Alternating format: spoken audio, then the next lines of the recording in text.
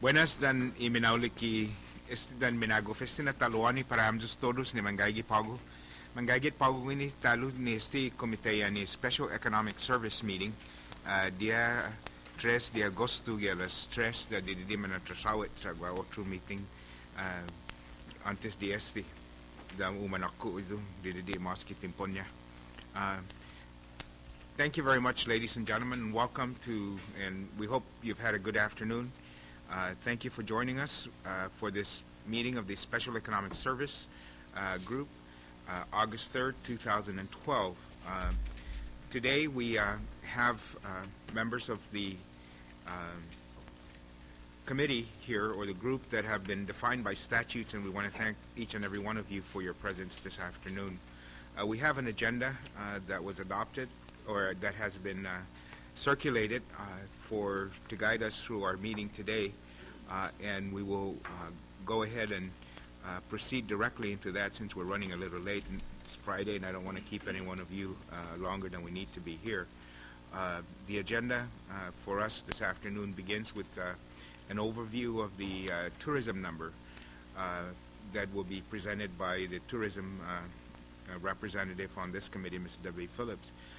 As you know, this committee is tasked with looking at the financial picture of the government of Guam, looking at trends within our economy and drivers of the economic activity on Guam, and tourism is certainly one, if not the most important driver of our local economy.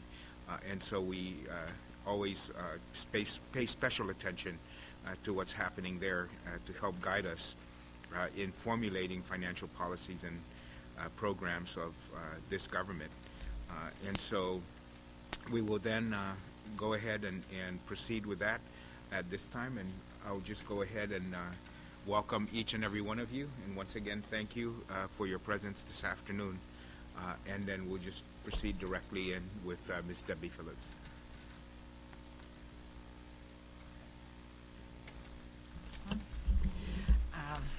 I know most of you. I don't know you two. The overview report was passed out by Senator Pangalinan's staff.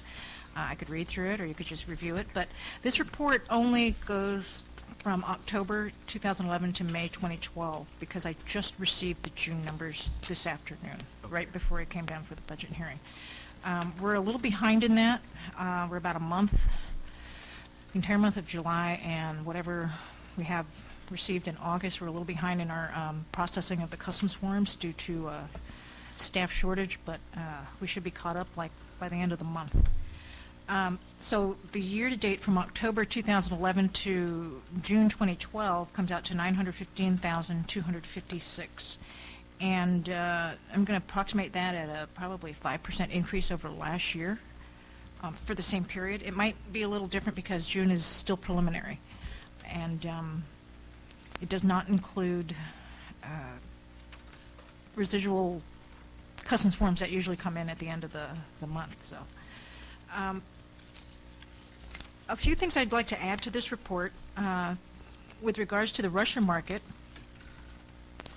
is there's current work going on with a Russian airline to get direct flights from Russia to Guam.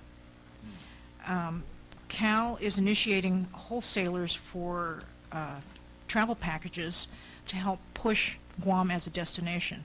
Before they can buy the packages, the wholesalers have to put those packages together. And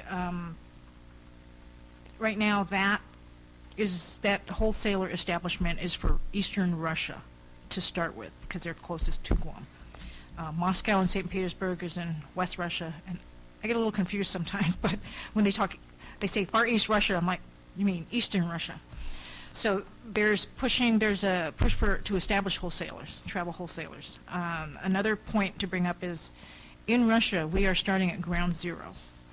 Now, if you keep that in mind, Saipan has been marketing Russia for 10 years, and last year they received over 5,000 Russian visitors. So they've got 10 years above our marketing efforts. And our marketing efforts include cultural presentations to their travel trade shows to Russia. In China, other information I'd like to add that's not included in this report is the direct air service that United Airlines is waiting for. It would like to instigate once the visa process has been put on the fast track, so to speak. Mr. Kloppenberg was mentioning that about how they expect it to double the visa approval for China visitors, I'm sorry. And DFS is currently in D.C. now working out details with the Department of Homeland Security to work out the vetting period for those people applying for visas. The current vetting period is not as smooth or as quick as it should be. So the DFS group is there as a private company to lobby for that. And I believe that's about it. Projections were presented for visitors for FY13 to 1.3 million, with TAF projections at 25 million. The question did come up about the percentage increase in visitors compared to the hotel occupancy tax collections. And one thing we need to keep in mind is that the Russians stay an average of 14 days. With that in mind, you can expect the room rates to go up, because that's the cost of room rates to the Russian visitors is not something that they would balk at. And they stay at longer-term places like Ladera. I was recently in Russia, in Vladivostok, and there was a real estate agent there trying to establish or to get the Russians to understand that you don't necessarily have to stay in hotel rooms. You can stay in private homes, which are still subject to the hotel occupancy tax. So there's that. There was a lot of interest generated in that. And one last thing is on this report, if you compare it to the last report, it's the impact thing, you'll notice that the local spend changed to $1,100 per visitor. That was a weighted average that was presented in the TSA report, the tourism satellite account that I believe I sent to Chris. And so we use that as just to make it easier to calculate across the board what the expenditures were. So when you take this table from the previous tables that were presented, you'll notice that changed, and that's the reason why it changed. The copy of that report is available online at the GVB website, and looks like this. It's called Tourism Satellite Account, TSA. A lot of people get it mixed up with the airport security. Two different things. So that's Debbie, if I could ask, I know that in the past, before we were able to access almost all the reports on the GVB website, and then there was a implementation of a program in which you had to get a special password or something, or that you had to be a member of GVB. Yeah, that's been scratched. That's been scratched for a long time. So it's pretty much open. Open now. If you can't find the report on the website, you can just call us, and we can email it to you. We're also thinking about going back and reformatting our monthly reports. People prefer the ones with the narratives, the multiple pages showing where we've been and where we're at now. Okay. So we'll probably restructure that in the beginning of the calendar year. Okay, so for anyone out there that may be interested in some of the more detailed stuff, no password. No restrictions anymore. No, on no the GVB restriction. website. Okay. John, let me just ask you a question on that. I was curious about that hotel occupancy tax and its applicability to long-term stay programs. When I was in LA, I stayed there for a little longer than I was looking for some long-term stay facilities, and they actually have on some of the websites I looked at, where if you stay for 30 days or longer in these facilities, then you're not subject to the hotel occupancy tax or the visitor tax, whatever they call it. But what our hotel occupancy tax is for stays longer than 30 days. I don't recall anything like that in our statute. Is there any kind of that you recall in any of our tax laws with regards to the hotel occupancy tax exempting long-term stays from the hotel occupancy tax? Okay. Yeah.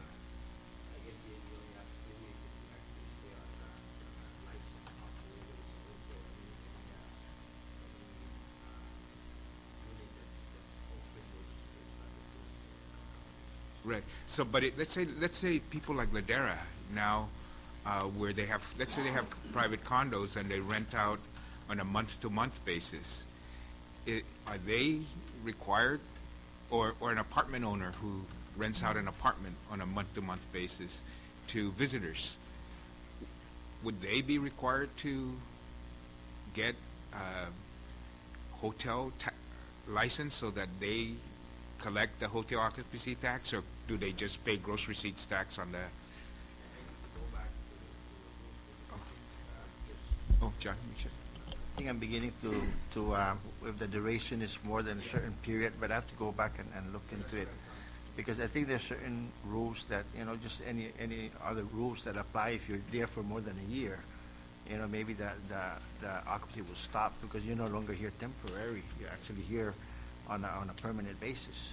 Like for some rules on travel and entertainment expenses, if you're here for over a year, that you're not here anymore on a temporary basis. So we have to really actually go back and look at it. I don't know if you guys look into that already.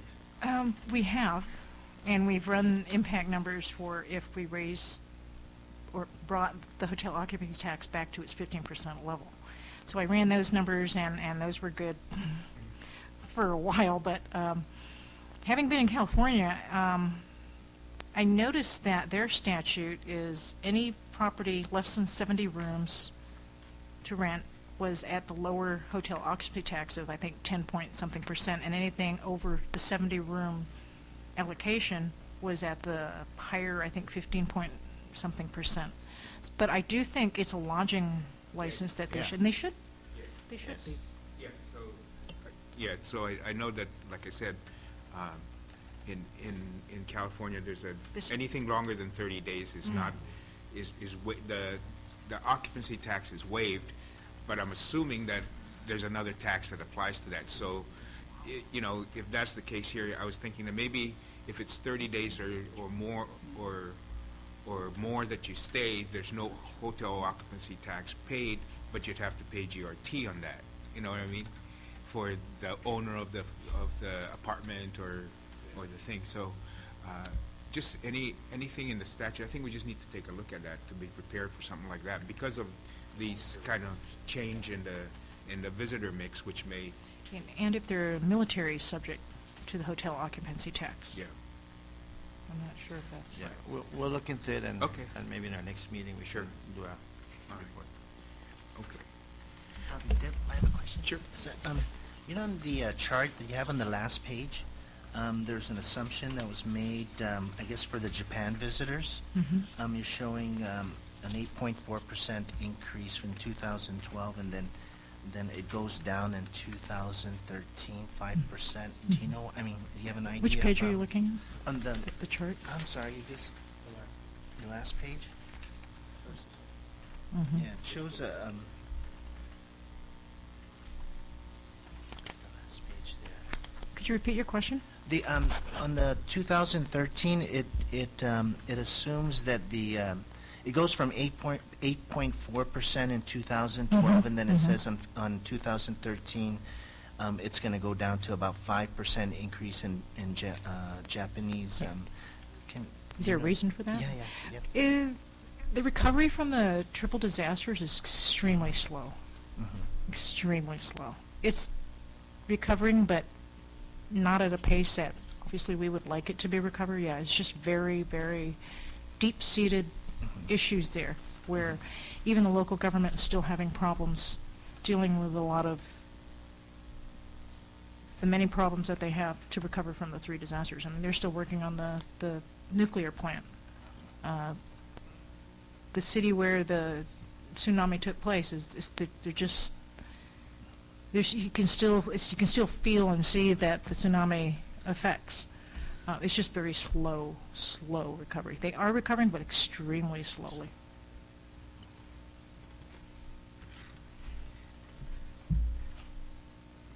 Deb, in these, the I guess,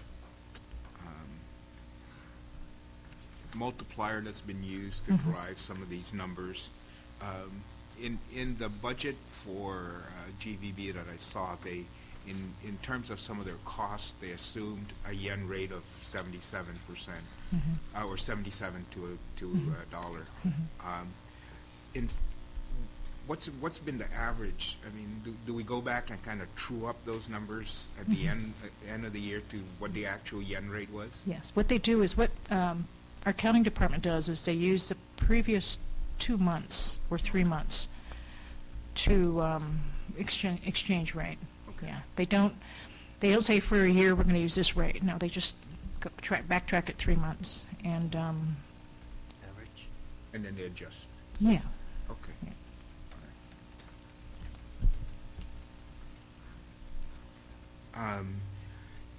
Does the presence of long-term stay impact the room rates charged for other package tours? I haven't heard of it No. being like that. It's almost like each market is the hoteliers know what each market expects and what each market depending on how the packages are put together, because there's usually airfare and hotel. If we're willing to pay $5 a gallon of gas, we're going to pay that much. So it just depends on what the consumer is willing to pay. Do you think with our new markets that we're looking at that there'll be, one of the things we're always concerned about is the leakage factor. How much of the tour package is paid in Japan, which doesn't hit the Guam economy, which doesn't get captured for GRT and so forth. Are any of these new markets going to change that kind of dynamics with regards to the type of traveler we're getting and how they get here? Well, I would think in the broader sense that if Russia and China come out really, really strong the way everybody expects them to, they'll be the number 1 and number 2 market. So it will definitely change the dynamics of how the Japanese and the Koreans and the Taiwanese want to visit Guam or not want to visit Guam. It's and how the hoteliers, a lot of the hotels and rental properties, lodging facilities are making adjustments to meet the demands of the longer staying Russians. They've already seen that on the wall, like maybe 2-3 months ago. So they're slowly adjusting. They had a hard time because they've been so used to the 3 to 5 day stay of the shorter stay Japanese, and now they're dealing with people they're staying here for 2 weeks. It started out where they were moving them from property to property, but I think they've worked out the kinks, and so they're better able to serve the longer staying visitor. Right now, the Chinese are the second longest staying, I believe, because their charter flights give them 5-6 days, and then they turn around. Gary, what were you going to say? I was just going to interject. Can you just throw the mic over? That point has been brought up a lot, but my assessment is, yes, some of the costs, if the tours are booked abroad, the travel agency fees and so on, and some of the agency profit would remain in the home country. However, any package that I'm familiar with, the bulk of the cost is for the hotel and the airfare. So most of that money, regardless, would be captured in hotels and meals and airfare. The biggest difference is really the airline. If they take a foreign-based carrier whose employment is based somewhere else and maintenance, then the transportation component is not nearly as large as if they take a carrier that creates more local employment.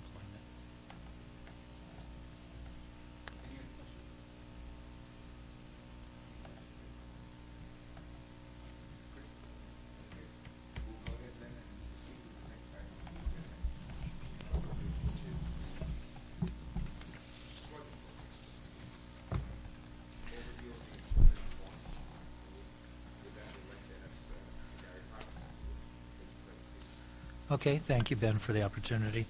It was good that we started with the tourism as the largest collection of industries that support tourists that has the biggest impact on tourism. I'd like to point out the one number from our couple of numbers from that report, that the forecast was to go from a hotel occupancy tax from 24 to 25 million. By my calculation, that's about a 4% increase. So one of the largest sectors of the economy is expected to grow in that range. Other significant components of the economy include federal expenditures and construction. First, talk about construction. Some of that is from federal funds, but there's two main sources of leading statistical indicators on future employment in the construction industry. One of them is the building permits, as virtually all of the projects that are going to be built for the government of Guam or off base have to get a building permit. So you can see the trend in the building permits for starting in FY09. It was roughly 262 million for the year. It went up a bit in fiscal year 2010 to 278. In fiscal year 2011, it declined somewhat to 216. And for the first 6 months of fiscal year 2012 through March 31st, the building permits totaled 75 million. Well, if you doubled this half-a-year figure to doubled it to make it into a 12-month figure, at that rate, we would be experiencing, if that rate continued throughout the fiscal year, $150 million in building permits for fiscal year 2012. So with the declining trend for the last 2 years, you would expect construction to be declining somewhat. There is somewhat of a delay. Normally there's a delay factor in that. If you look at the correlation between the building permits or contracts and the construction, on average the employment in the construction comes about a year later, some a little earlier, some later, depending on the length of the project. The other component of the expenditures on construction is from the Department of Defense, which are not included in the Public Works building permits numbers. So we have a complete summary of since October 1994, and a one-page summary with the chart that summarizes the annual numbers. If you notice, Department of Defense building permits reached their peak in 2010 at 370 million, declined in 2011 to 244 million, and to 2012 year-to-date, which is as of July 31st, 108.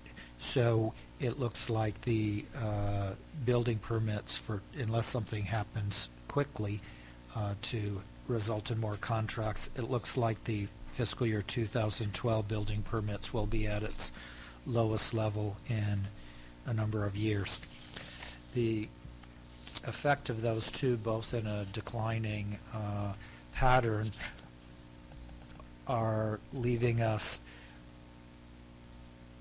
with the situation that it's increasingly likely that construction could decline. We've had declines in construction over the last, from about a year ago, and that's fairly stabilized in the last few quarters.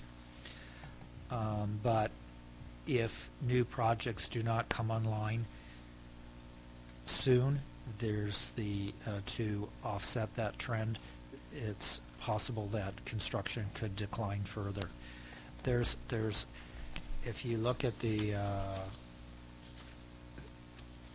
summary of some of the key economic issues was presented with the administration's budget in an economic outlook section.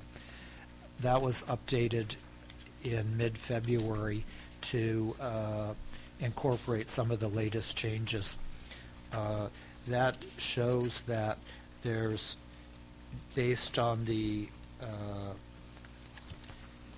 funding available from U.S. military construction and Japan-funded projects, sufficient projects and funding in place if the buildup moves forward to continue strong or expanding employment. But every month that goes by that those projects do not come into place increases the likelihood of a decline in construction. There's, however, two main projects underway now, the new Navy hospital and the private hospital in Dededo. Should their phase of at various phases of the construction later in the construction is likely to increase employment, so that could give us a boost in employment. So it's indeterminate exactly which way the construction industry will go in the next few months, but we can rule out a dramatic increase. It could remain fairly steady, and there's some possibility of a decline. Also, the Outrigger Hotel Bayview 5 project is well underway in construction with the floors coming up, and when that's completed, probably sometime next fiscal year, then construction could decline as major projects decline. The federal expenditures, in our last meeting we presented the report, the review of federal expenditures, which provided the information from the Consolidated Federal Funds Report up through fiscal year 2010. The Census Bureau, due to budget cuts, has decided to eliminate this program, so this will be the last report in its series. There will not be any 2011 fiscal year data from this source, although there are federal expenditures data from other sources, which we will try to obtain.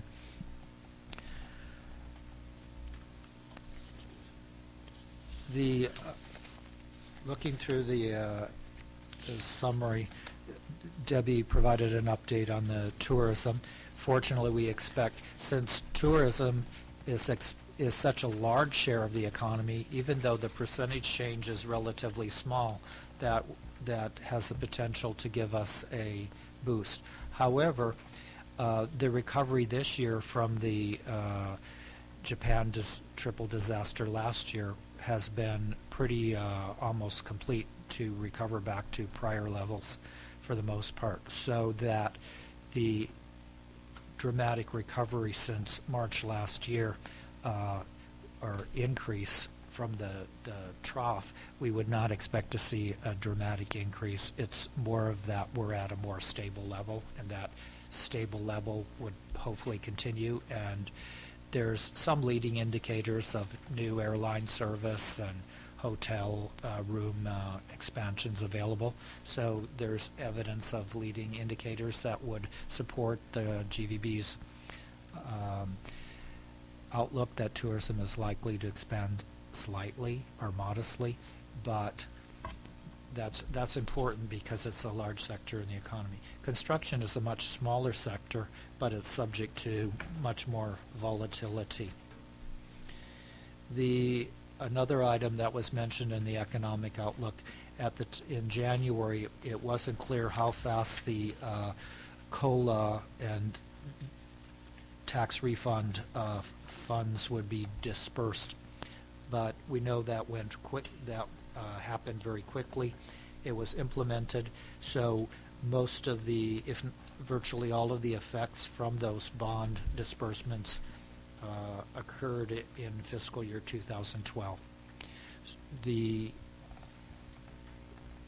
One of the implications of that is we cannot expect similar disbursements of proceeds in the hundreds of millions of dollars in fiscal year 2013.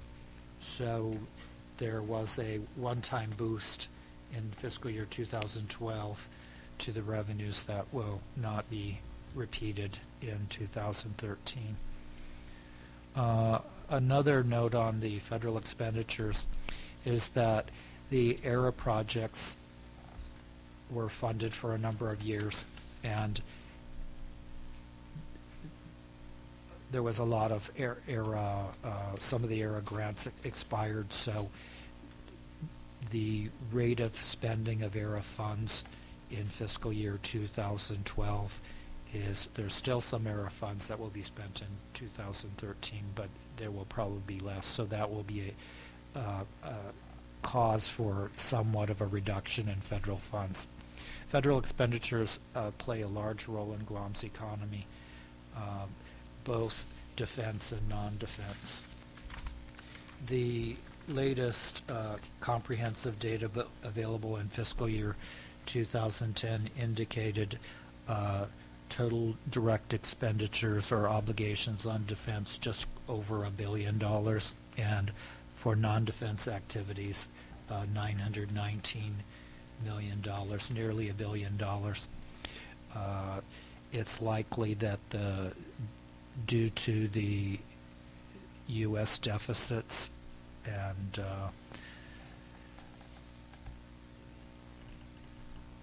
sequestration in law, that those are more likely to decline than to increase, both for the defense and the non-defense spending.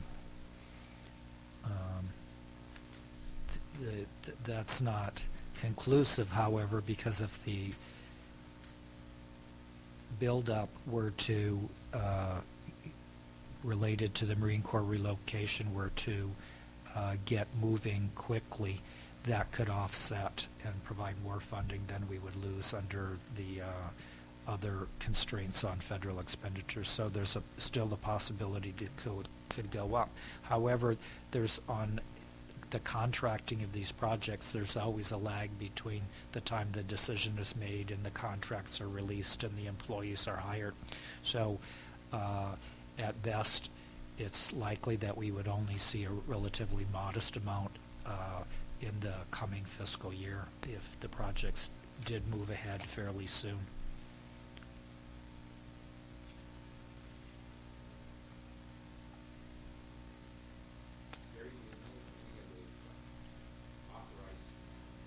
Expenditures for contracts, for construction, for example, have, like some of the ARA funds, they've got to be obligated by a certain amount of time, or else, they get defunded, so to speak. Do we know if any of those authorizations would expire if they weren't obligated by the end of fiscal year? There's a report on BBMR's website that is put out quarterly that shows the expiration of each of the funds. Each of the funding Some authority. of them were expired, I believe, in 2009, a few of them, some more in 2010, and most of them in 2011. The DOE is, I believe, the largest segment that may be carried forward. But even though if it was obligated with a contract on the last day of the year, Right. you may still have construction over the coming year. Okay. And Mr. Chair, we did send a request to US DOE for an extension for another year. No, I was talking upon the about, request. I was talking about the military. The military, Military. not the ARA. Not the ARA? Yeah, Excuse I me. know The the military ARA also fundings. had some ARA funds projects. Yeah, Right. I think probably the only thing left to be obligated is the DOE stuff. Most of the other stuff has been obligated and expended in some cases, or in the process of construction. I believe I had a conversation with Major Bice, and I believe, if my memory is correct, that those were 5-year funds under Five-year the funds, okay. for the construction projects under the FY10. That would be worth confirming. Okay. So yeah, we're that's not in danger of Mhm. having those funds deobligated yet at this point due Right. to the normal budgetary expiration dates. Mhm. Okay. So we'll try to look at that. Carl? No, that kind of answered my question. I mean, your question was obligated but may expire, right? Yeah, because Right. some of these authorizations. If they're on not the awarded? Yeah, if they're, Right. on the, especially on the military contracts, Right. defense contracts, they've got to be obligated by a certain date also. They only have a certain window of the authorization, and if the Department of Defense doesn't act on them, then they get defunded, basically. Right. And so we want to take a look at that and see. But once they're awarded, Yeah, then then they it's in the books. Right. They can get booked.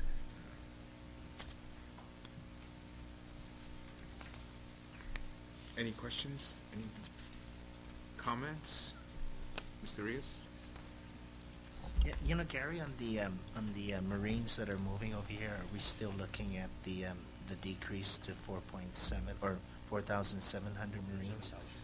4,700 Marines? 4.7. Is that pretty much the latest? Still In that range. Yeah. The different numbers keep coming out in different configurations. In the long term, that's more relevant, but in the short term, for next year's revenues, it's the construction that precedes it to get ready for it is really the critical issue. And also, to some extent, the private businesses can move a little faster.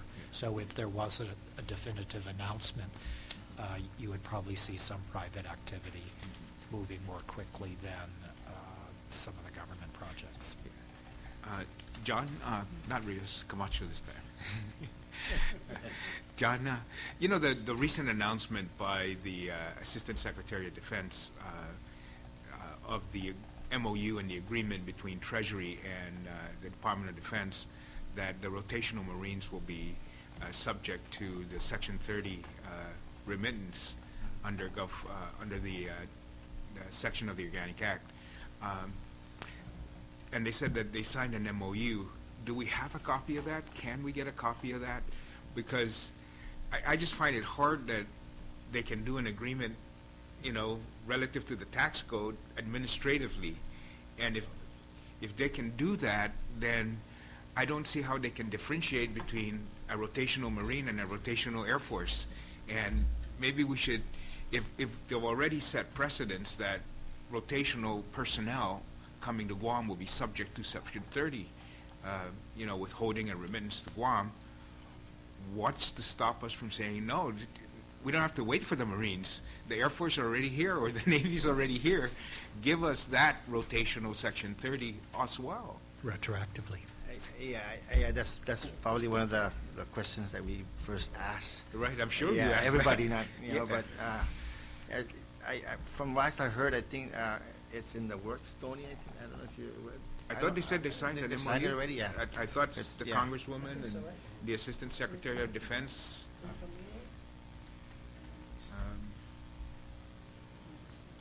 announced that they signed an MOU, or they reached. Yeah. Yeah, well, I haven't seen it, so I'll look into it, But and can you maybe look we into can. that, John? Yes. Yeah, and then maybe, you know, yeah, because you know, even like what Gary said, it's just like not only you know, prospectively but retroactively, they owe us that if that's in the, it's subject to that provision of the Organic Act and federal law, you know. Look So- at that for 2014 budget. No, we're looking at that to retire the deficit. There you go. That's even better. Okay. Any other questions? Any other comments on the employment and economic perspective? Let me ask a question. You know, we've heard the two biggest drivers of our economy, looking at, of course, tourism, and then looking at federal expenditures. And then we also looked at private sector expenditures that's reflected in terms of the building permits and so forth. And you know, that always translates into, if the building permit is for a retail outlet, then it translates into the retail section, service section, and so forth. So as we look at those things, and we see these sectors of our economy, and tourism, maybe a 4% growth in the revenue side, we're going to see a little bit of growth. Military spending, we're going to see some decreases and so forth. And can I get a kind of general feeling from each of the members here, maybe, on how comfortable are you then with the revenue projections that have been presented in the administration's request for next year, given some of the issues that were raised this afternoon and the concern? Would we see a growth in the revenues, or would we see a flat in the revenue numbers, or would we see a slight decline in the revenue numbers, given some of the perspectives that have been presented with regards to our tourism and of course, our military and regular. And just a reminder that the general fund revenues, the projections decreased by 1.5% for 2013, and that's on in the budget. The overall, including special funds and federal matching, had a increase of less than 1%.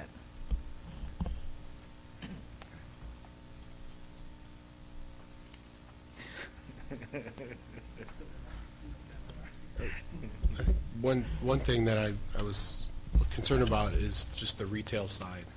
Gross receipts tax would be driven by the tourism industry, and then of course we saw the money dumped into the economy from the bond proceeds. So, you know, is that something we should be concerned about? Is there going to be a big drop off on the retail side of the I guess you'd call it the true local spend, not the tourist spend? And is that factored into the projections? I think that's one thing the group might want to consider. If we're comfortable with, I think the number was 228 million for fiscal 13, and I think we're tracking somewhere in the neighborhood of 215, 220 this year to end the year at. So, you know, can we foresee an $8 million increase in GRT given we're not going to have $300 million of disposable income potentially circulating in the economy? Thank you, Senator Cruz, for joining us this afternoon. John? Yeah, Rios this time. Yep. Well, like I mentioned, we do show a decrease in general fund projections, and you saw that during the budget hearings, and that's the position of the administration. Whether you're looking for it to decrease it more, I'm sure through the legislation, through the Appropriation Act, that you guys, if you decide to decrease those revenues more, then... Yeah. Well, no, I agree, but I think also one of the responsibilities of this group is to take a look at that and make a recommendation to the legislature with regards to where they think revenues would fall. Mr. Vice Speaker? I apologize. I have to go do a ribbon cutting, part of the ceremonial obligations of this job. But I was wondering, I noted in today's newspaper that the Director of Mental Health and Substance Abuse has said that the economic impacts statement that he commissioned for the implementation of the fee schedule for the Department of Mental Health would be generating anywhere from $9 to $12 million. Is that factored into this thing at all? John?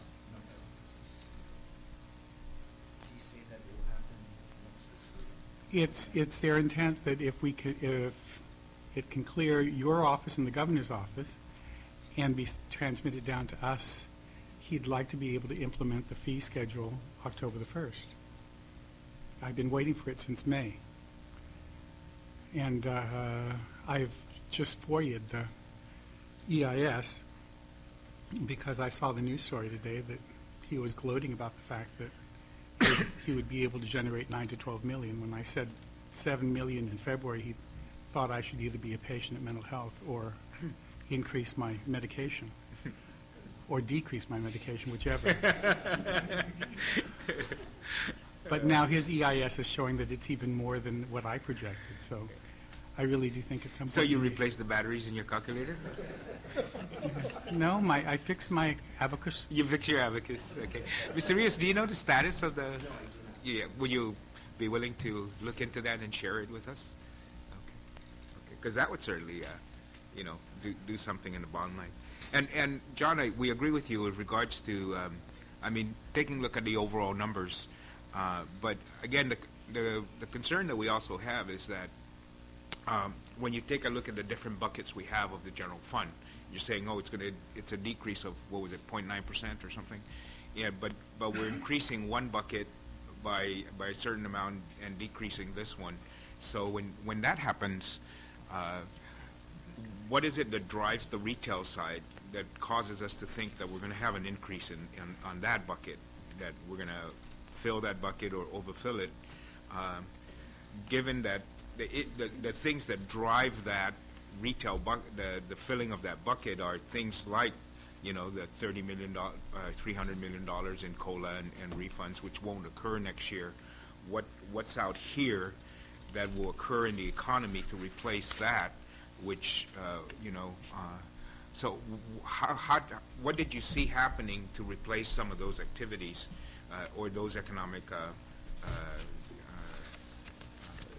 expenditures in our community that will happen next year that will cause not only us to equal that, but increase it in the next year? Yeah, and those weren't looked at specifically because the way the projections were done was looking at the audited statements, the revenues on the audited statements for 2010, as well as the unaudited or the actual figures that we received from Department of Administration 2011. We took the first 3 months in fiscal year 2012, and then also annualized that for the third, and that's to come up with our base. For that specifically, again, if you look at the retail side, the GRT, that's where the major drops were.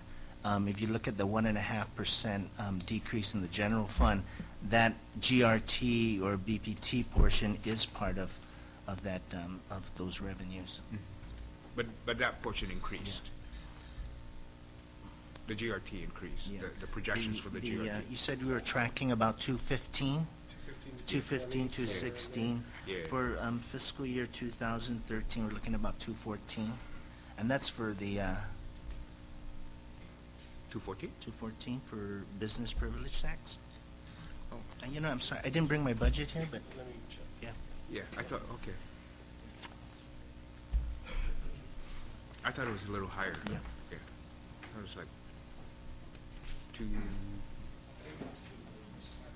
Oh, you added the use tax, the other taxes, the 3.8 and the licensing. Yeah, I didn't bring my budget with Oh, me. and then- Sorry about that. no, but that also included the tax credit. So it's not really, you add in the tax, you add the tax the, credit back in 228, right? Yeah, 228. So that's net with the pharmaceutical you're talking about, and Yeah. yeah. Right. Okay. So we're tracking at 216 gross, the projection's 228 so. And we're not done for the fiscal year. I'm sure the next 2 to 3 months will. Okay. Albert? Yeah, just a quick inquiry. Do we know what our withholding schedule rates will be next year? If it's going to go up or down, since we're not getting any increments at all? Because that would play a big part. In revenue believe stream. we discussed that during the budget hearing. I guess the Senate approved to extend the Bush rates, but only to the extent for the lower and the middle.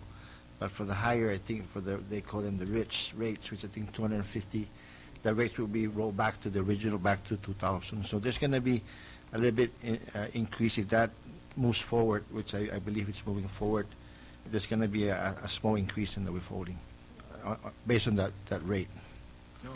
Okay.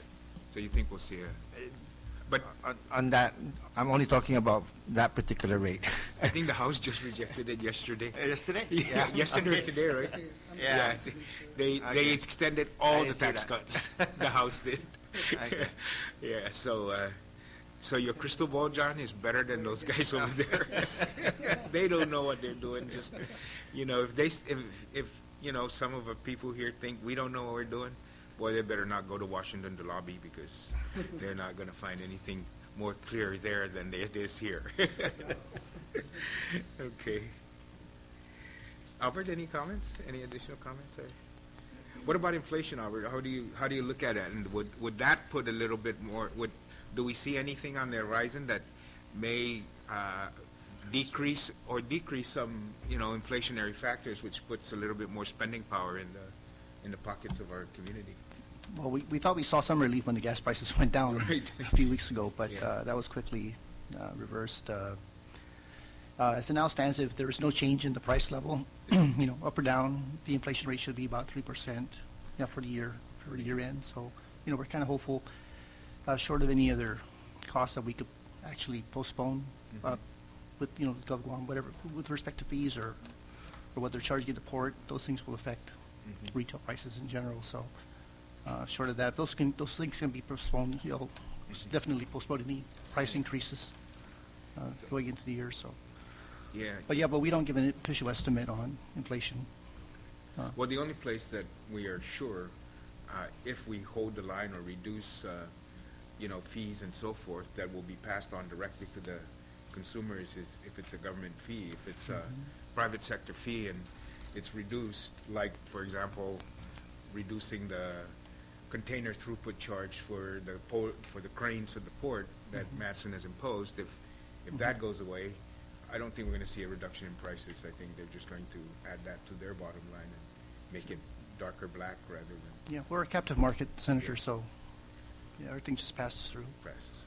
And on the upside, the retirees, federal retirees are getting their COLA this year, so that'll hopefully stimulate some spending. No, a little bit more. Yeah. So. And that, but when you talk about the federal retirees, that's not, is that inclusive? I'm not sure. Is that inclusive of the veterans? I mean, of the military, or is that different? Is that, because I think when we talk about federal retirees, we're talking about the civil service, right? Right. The military has their separate pension appropriation, Yeah. and increases are separate from those things. And I haven't seen any press releases about that. On the military Yeah. side, yeah. Because I think the total military retiree payroll or pension payments for Guam is, we're talking about somewhere in the maybe, I've heard numbers about $60 million. I think if you listen to some of the veteran organizations, that's how much they track, really, the military retirees earn in pension and spend on Guam. So if they get an increase, that'll be, And it may take a year or two to finally work its way through, but hopefully with these escape assessments on real property taxes and, non-reporting rentals, on extensions or whatever, on their homes and stuff, hopefully with those escape assessments back into the books, I think within a couple of years we should be able to see those revenues pick up. all right. Any more questions or comments, Mr. Vice Speaker? Can I ask something out of order? You're the acting speaker, of course. Okay. John, I was intrigued last SES meeting that we had, and your answer completely threw me off, and I was still reeling when I walked out when I realized I should have had a follow-up question. Well, we were talking about the QCs, and I think Mr. Bloss can help answer this question since he's been at GITA during that period, where the answer that was given to me by you and Carl last time was that these companies, these QC recipients, actually pay their taxes. They pay and it's rebated to them. Depending on how the certificate is issued, like most certificate are issued for income tax is actually you pay it, and then you actually get a rebate. Once we get a compliance from GITA, certificate of compliance, then we compute the rebate amount. If it's 100% or 75%, then we give it to DOA to rebate the amount. Let's stop right there, because then let me follow up that question, because that's what the door hit me when I walked out the last time. If they paid their income tax, say the last 5 years, these 26 companies or 24 companies had been paying their income tax, have you been rebating to them on an annual basis the amount of income tax that they had paid in pursuant to the QC? Depending on the funding over at DOA, we normally compute the rebated amount. Then we issue a certificate or a letter to DOA that we have determined the amount to be rebated. Then from there, I think DOA looks at their funding, and from there they can either pay it in that year or the following year, sometimes even. Well, that's why I did send you a FOIA request. What I was trying to get from you was, I don't want to know how much each of these companies got in income tax rebates, but cumulative, how much in income tax did you rebate on an annual basis to these 24, 26 companies over the last 10 years. We can get those numbers, but depending on the amount, yeah.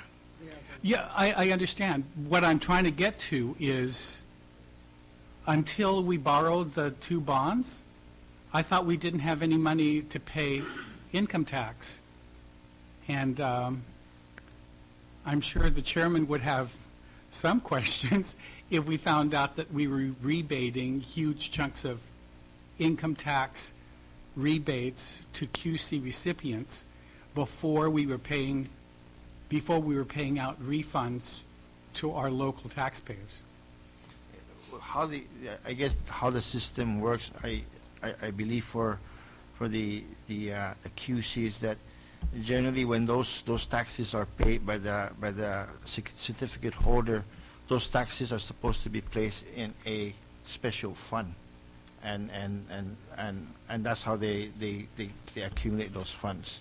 And then by law, I think they're supposed to rebate that fund if they comply within 180 days. I think that's how it's worked out. But unless I'm mistaken, the chairman also has a fund, has a law that says you're supposed to be putting aside $108 million to make the income tax refunds to the 60,000 taxpayers out there.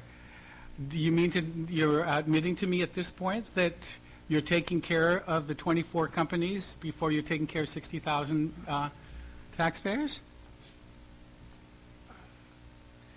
In the statute, I think that's how it's written for the GIDA certificate. I mean, we're just following the statute, Acting Speaker. And so then are you following the statute for segregating and putting into a separate account income tax refund money currently? That's Tony or that somebody has to answer. I can't answer that question. Tony? Maybe Kathy or... I think, are you, Kathy, or Goody? Well, I'm glad you guys know how to read the law, but the thing is that concerns me is that sometimes you can read it and sometimes you ignore it. So I'm a little disturbed that you can read it and understand the letter and the intent of the law when it comes to 24 big corporations, but for some reason, when it comes to 60,000 taxpayers, oh well, tough. They can wait 5 more years. Well, I guess for the QC law makes it very clear, that this is a statutory thing, and GIDA has to comply, and also they force compliance upon. Obviously, the biggest incentive is these guys have to. Senator, make sure your microphone's on. The beneficiary obviously has to comply to all the conditions that are set aside in the QC, and all of that. Of course, GIDA is they're very, very firm in making certain that they're in compliance, and of course.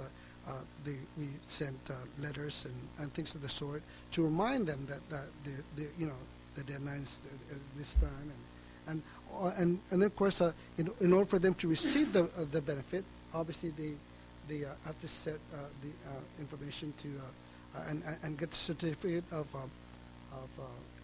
compliance from DRT to use the benefit.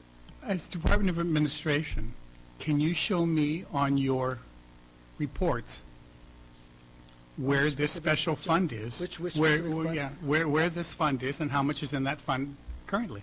I think, Goody, I don't think I have the specific, unless you have. I've looked at all the special fund reports, and I've never seen the special fund QC. Okay? Good afternoon, everyone. My name is Goody Rosario. As far as I know, for those companies who has qualifying certificates, they pay their taxes or estimated taxes based on the regular basis how we collect it. So they're pretty much part of the general fund revenues. And then from time to time we would receive a certificate to pay from revenue tax, and then that's where we will process the rebate.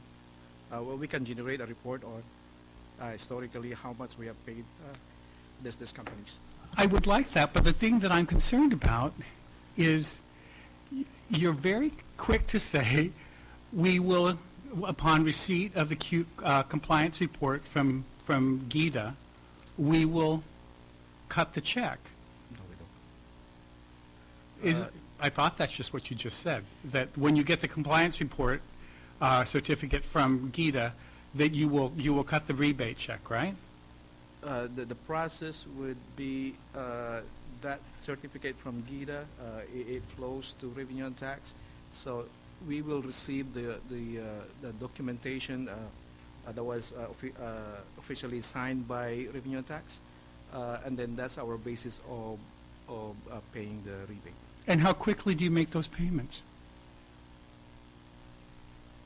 Once we receive those certificates, and then we will normally coordinate with Treasurer of Guam. We have these things to pay. Please make sure that, let's say, we'll schedule it next week or whatever, and then we will pay it out. So for these 24 QC beneficiaries, they will get their rebate check within weeks.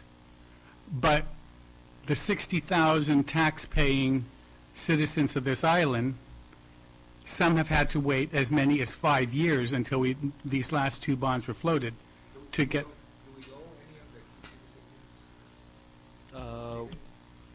I haven't seen the last update. We can yeah, sure. And it wasn't until I walked out and I almost walked into the second door back there when I realized what John had told me, that it was being rebated as opposed to being abated. And so then when I realized they were getting paid, and I said, but then they're completely ignoring his other law about the lockbox for our tax refunds that aren't getting paid. So I really would like a report. One, I would like to know how much on an annual basis that is, because I don't see it anywhere. And I've gone through page after page, and my staff will tell you I don't miss a comma, and your predecessors will tell you, and so will Kathy, that I don't miss a number in anybody's report. I go through it, and I've looked, and I've looked, and I've looked, and I don't see an entry that says anything about a special fund to sequester, to segregate qualifying certificate tax payments to assure timely payment. I know sometimes back there was a law, and I don't know if that law was repealed. I don't know, Senator. There was a law that because the GITA certificate holders were complaining that they would never get their money even after they paid their taxes, and even after we determined that they're owed millions of dollars, they won't get it within 180 days or even within years.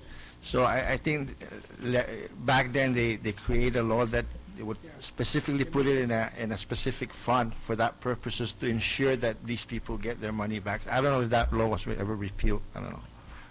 I'm just trying to figure out, John, find in the reports that you guys generate what the name of this fund is, because I look at the special fund report and the monthly reports, and I don't see anything like that. And if there is, I want to know how much money is in that at the current time. Yeah, just that, yeah. Yeah, we'll do that as soon as possible. Any other comments or questions? Okay, the third item of the agenda is the report of the long-range forecast of revenues and expenditures for Region 5 beyond budget year.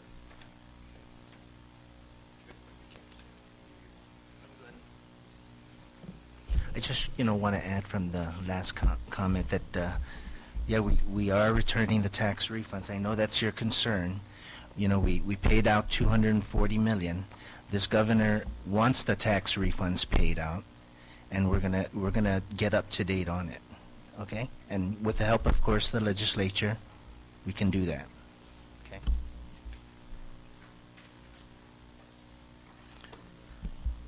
Okay, Mr. Chair, I provided, this time I did a little different. I provided 3 scenarios here. You have scenario A, B, and C. For the A, there's an assumption made that there will be no military buildup. If you, on scenario B, it assumes a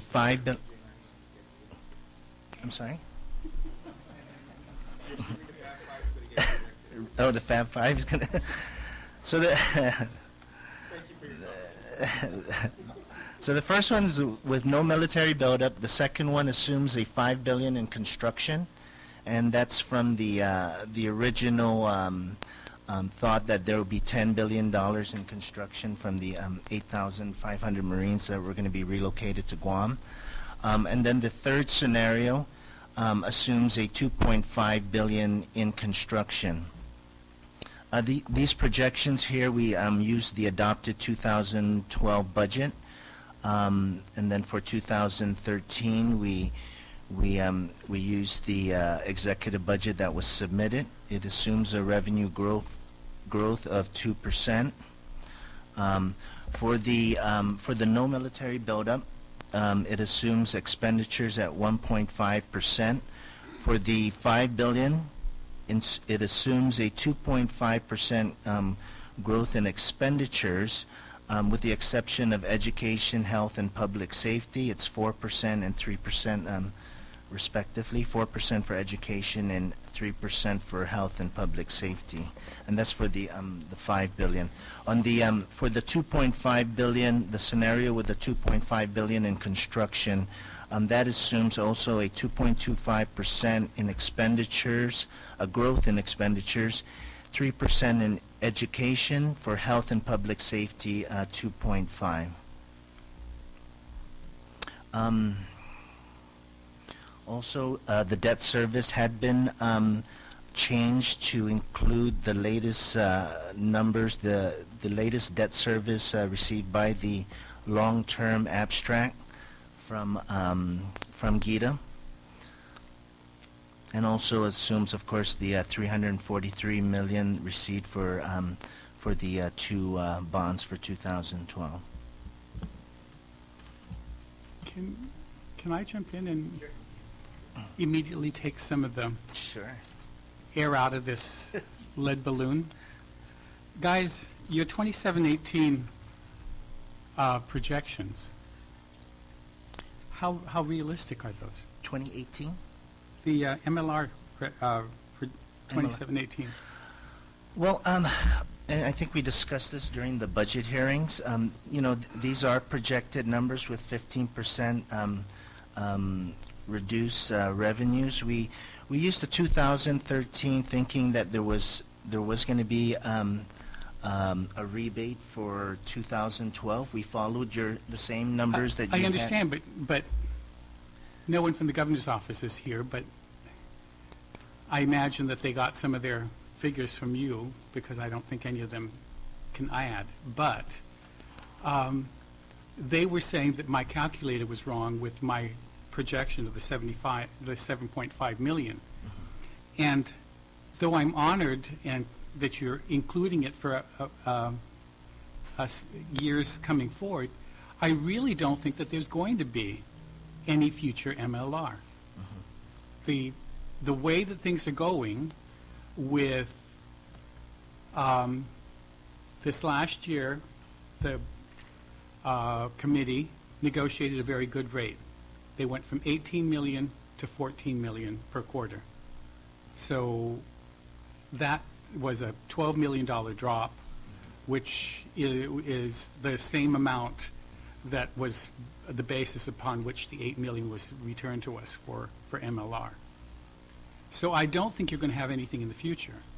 And I also don't think that you're going to have that much of an MLR in the subsequent years, because mental health is now going to start charging, and if they're correct that they have anywhere from 9 to 12 million in fees that they're going to be receiving, maybe half of that coming from insurance and the other half coming from Medicaid and MIP, that's going to affect that number. And unless I'm mistaken, Fire has now implemented its flame, and so the cost of paying for the ambulances is also going to be paid by our insurance companies. So the overcharging that existed in the past that we didn't know about, until the chairman introduced legislation to demand that they give us the quarterly expenditures to be able to see it. We never knew how much money they were making in the past. But now that we've seen it, I really don't think that it's going to happen again, because we successfully used those numbers to negotiate the premium down, and we're also using it to increase our fees for mental health and they're going to be paying more in the upcoming years. And So you don't think we're going to get anything for 2013? I don't think it's anywhere near the 7. It's I don't not, think they 8.2 is what they're looking at on 2011, I believe, right?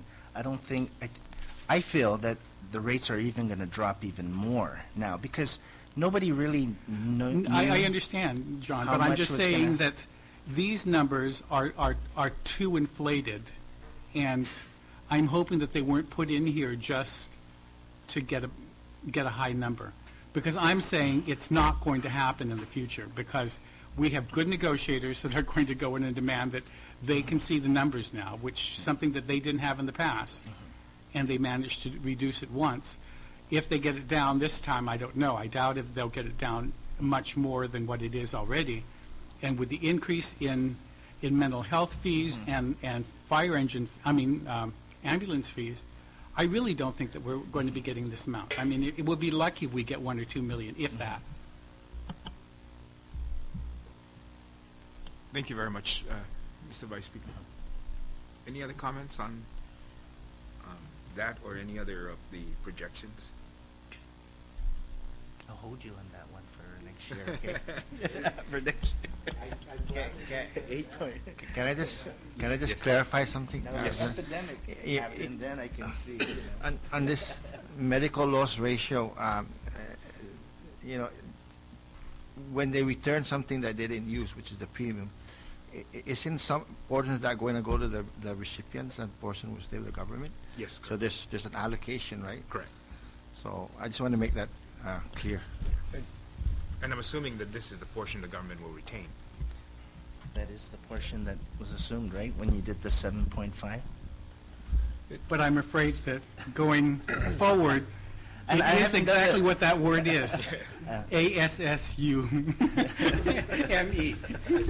I don't think they've come up will with the make- number. I don't think they've determined that number for 2012, but we'll be looking at it when it gets here and how much will come back to the government.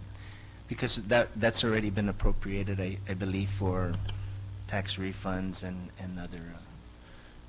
I think with regards to 2013, it's going to be a little more complicated, because while I agree with John, there probably will be a rebate, because I think we left a lot on the table. Even though we saved $12 million, I think we still left a lot on the table. And if we look at the 9-month ending claims, which should be in shortly from the carrier, we'll be able to get a good rough estimate on what we'd be looking at.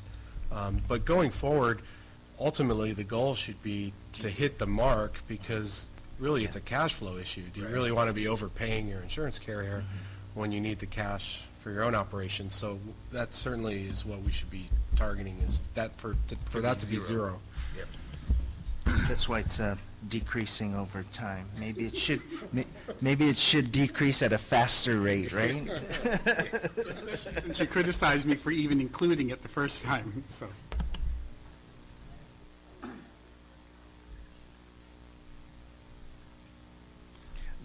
That is the, I received information on the, that's the Chinese waiver, the Russian waiver. Those were some of the items, the tourism infrastructure, revitalization of Guam.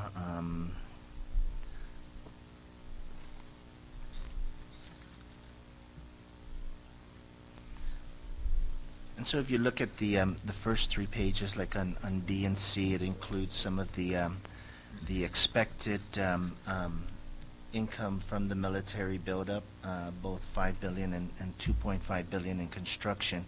Although that's not the full effect, because I believe I spread that out to 8 years, and so it shows here for 14, 15, 16, 17, and probably another 4 more years before it really starts just tapering off and disappearing.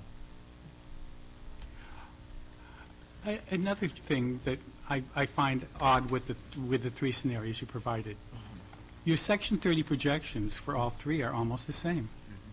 Military buildup or no military buildup. That's How's correct. that possible? Because if you look at the section below it, it has the additional Section 30 for the scenarios B and C, and then that will show the additional Section 30 because of the military buildup. So the first item, you're right, they're all the same, but on B and C, which shows the additional military buildup, there's an additional section there. It says right below Section 30, Yeah, I additional. see that. Okay. Okay. That's John, did you reflect in this projections anywhere to account for the repayment of the make-work pay? no. 26, so Yeah. somewhere along the line would have to account for that in either 2013, 14, 15, or 16, depending on the type of agreement that will be negotiated on how And how that's that gonna- will be repaid. Yeah, I think we discussed that, and I think I still need to sit down with DOA and Revitalization and kind of Got it. grasp what that figure will be Yeah. and put it Nothing, for the 2014 no budget. response, John? Nothing? Well, we definitely know that we're going to owe roughly about 22 million. Yeah, right. But as far as the MOU, I don't have any update. No updates. I do want to state that I had a meeting with the Assistant Secretary of Balta, and I asked him to kind of, inquire within, because it's going to come out of his allocation, because the Section 30 flows through him, right? Right. And through the DOI to cover overpayments. So I asked him, can he maybe inquire with Treasury on how that's going to be handled? How does Treasury envisioning it handled, and and how does he envisioning handling it, and what kind of arrangement? He was very accommodating. I want to say that he considered the request for the last payment of the overpayment of Section 30, which would have presented about a $5.8 million hit to the fund, to the operations of the government this year, and he was actually accommodating and restructuring that to an additional 5 years, I think. He just spread it out longer. He refinanced it for us. And yeah, oh, no, yes, but you got to make the payments. Yeah.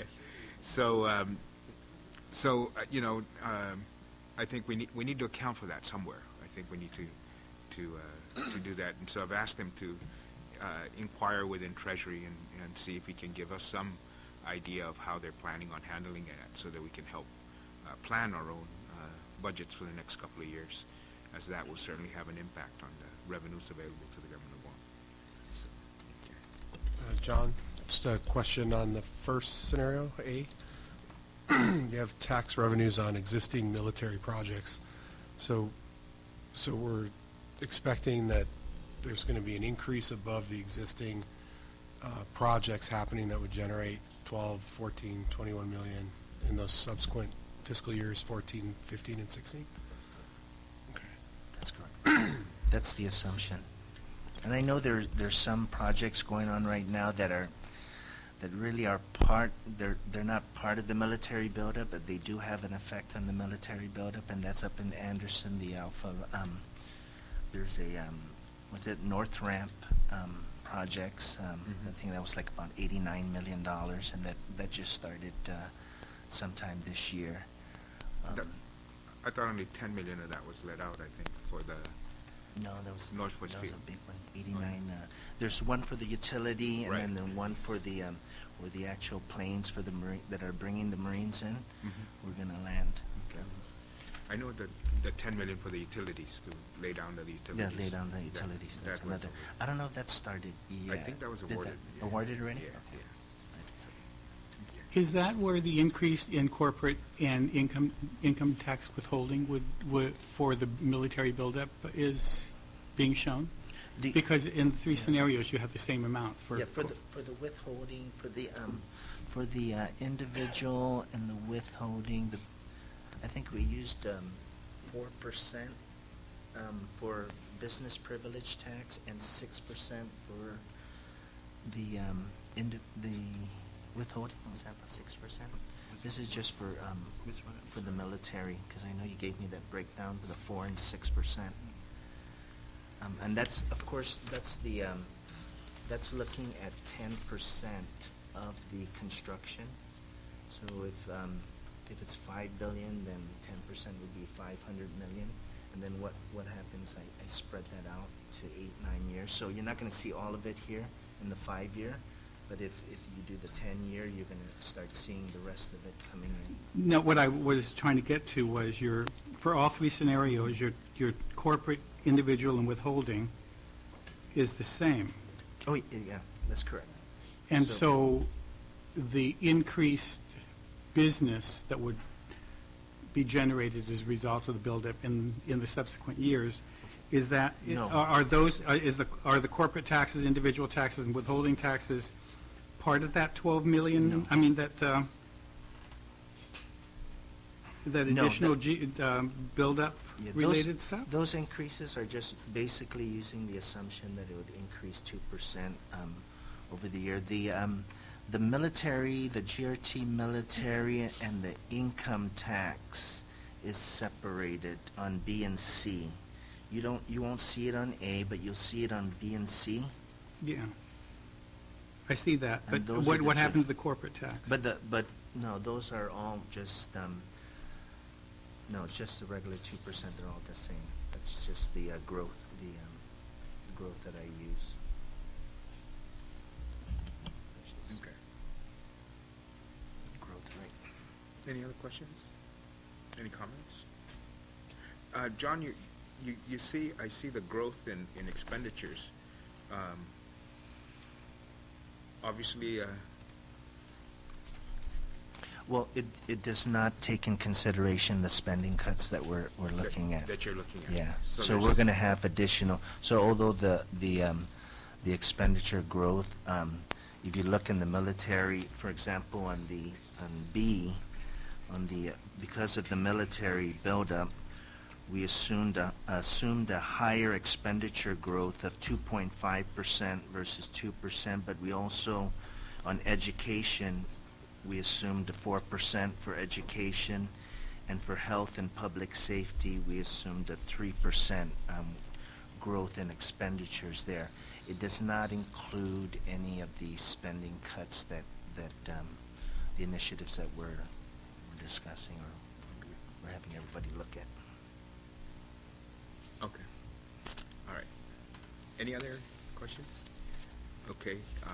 The next item on the agenda is the provision for FY 2013 tax refund calculations.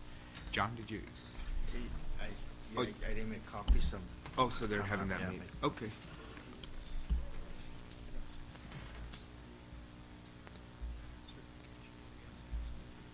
Oh, yes. Yes. Mhm. Okay. Yeah, on this 5-year projection, the statutes, of course, this gets prepared by BVMR, then the statute requires that we certify, the SES members certify the report. So what I'm going to ask is each of the members to kind of go back and take a look at this and maybe, develop any questions or any additional comments, and then we'll call another meeting of the SES, at which time then we'll present this for formal adoption by the SES. Can I just ask one more question? Sure. John, when we had that GMA meeting, the Medical Association, there was some talk about how we're going to meet the subsidy for Obamacare. Is that anywhere in this?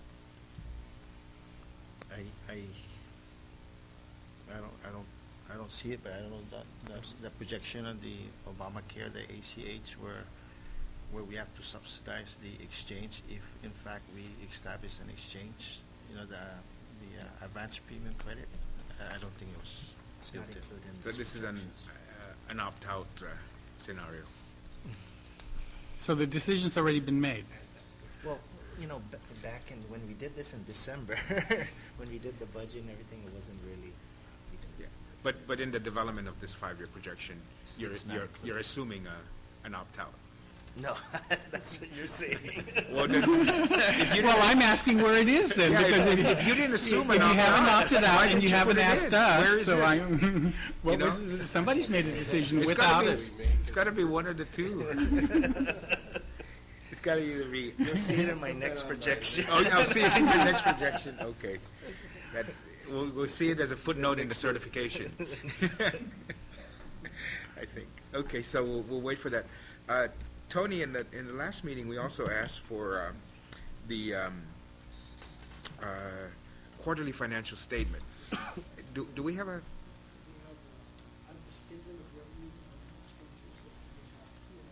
Okay.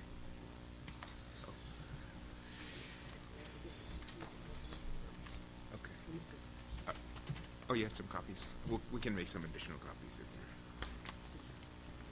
Okay.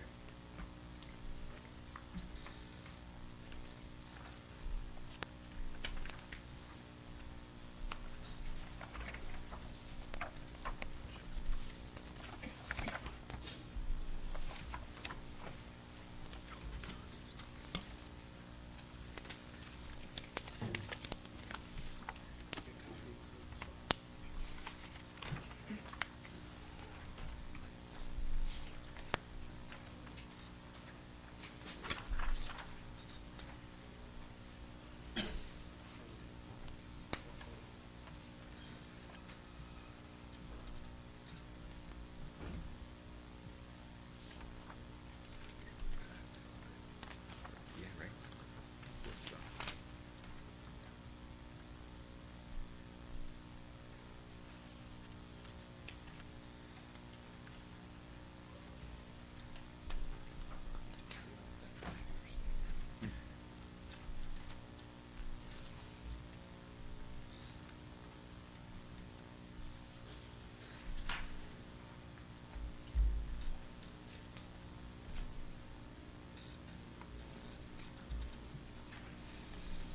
John, are you assuming we're going to grow the deficit between now and the end of the year? In 3 months, we're going to add another 50 million to the deficit? This is unaudited. It's the advanced premium, it's the advanced premium credit. It wasn't there, it's here?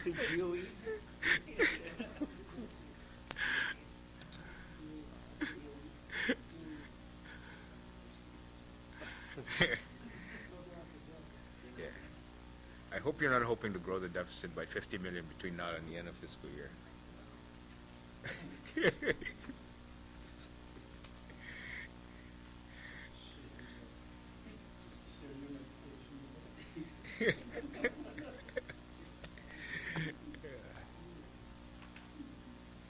E1. We'll just wait for the copies of the.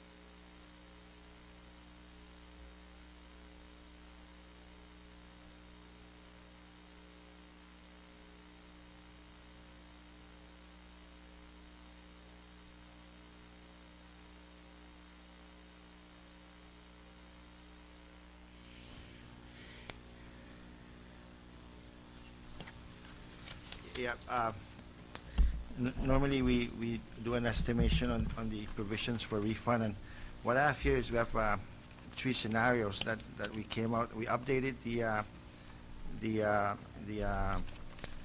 estimation based on the latest numbers that we have on our estimation. And on the first scenario, basically we look at the last 3 years, 2008, 9, and 10, what our estimations are, and then we total it, and then we get an average. And for the corporations, we normally just look at 4 million every year at an average, and every year there's an increase in EITC as well as the additional child tax credit.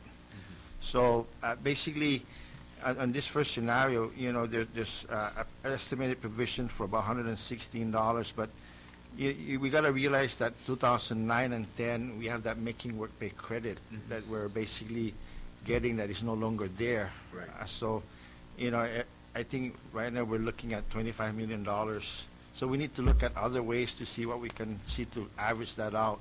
So on the second page, which is the more reasonable one, I follow what our 2008 is saying, and what I did for 2009 was just added the $4,350 on the bottom, the increases annually for the EITC and the ACTC, and then I added again that 2010. I took the 101 and added again the $4,350, $4,350,000 to get 105.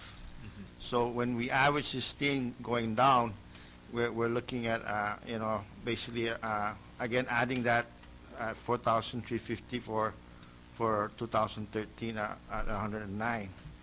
When I did the last scenario, when I did just actually took out the 25 million for the 2009 and 2010, strictly out from our estimation of what the refunds are, it's kind of like 89 and 88, which is I feel that it shouldn't go down. It should start to increase as the refunds, as we move forward.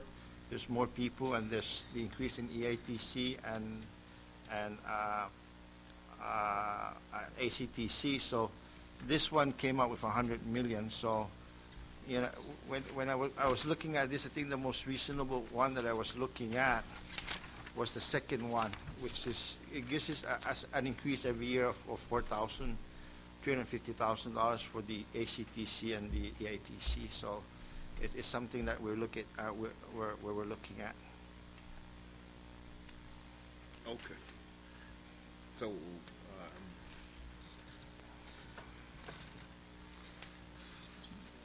but per our discussions and like in the last meeting, I basically, spoke to John and the fiscal policy team, and basically, this is just an estimation, and of course the budget recommended the $100 million.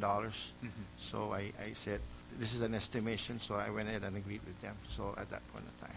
okay, so you all agreed on the 100 million? Yes. Okay. Not the reasonable one. Well, I'm just kidding, John. So how much have you set aside? 100 is what they 100. requested. Have you set aside 100? This No, is the no, no. proposed. This is for the FY the next 13 budget. Okay. All right. Well, we at least see the Yes, that's how process we- that yes. has been was used to derive at this. Okay. All right. Anybody have any questions? Okay.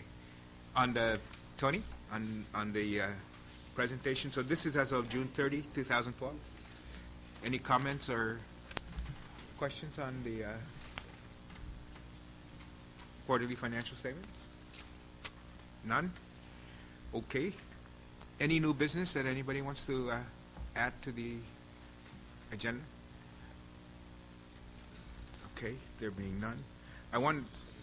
Yeah, let's set another date, I think, and at that time, we'll go through the 5-year projection and, as required, adopt the revenues as well as for 2013. We'll look at that. We'll look at the 5-year projection. We'll look at the 2013 and see if we want to make any adjustments as a group to recommend to the entire legislature. Okay. So, is the 15th okay for everyone, you think? I'll be gone, so I can have somebody sit in this place. Okay, okay. All right.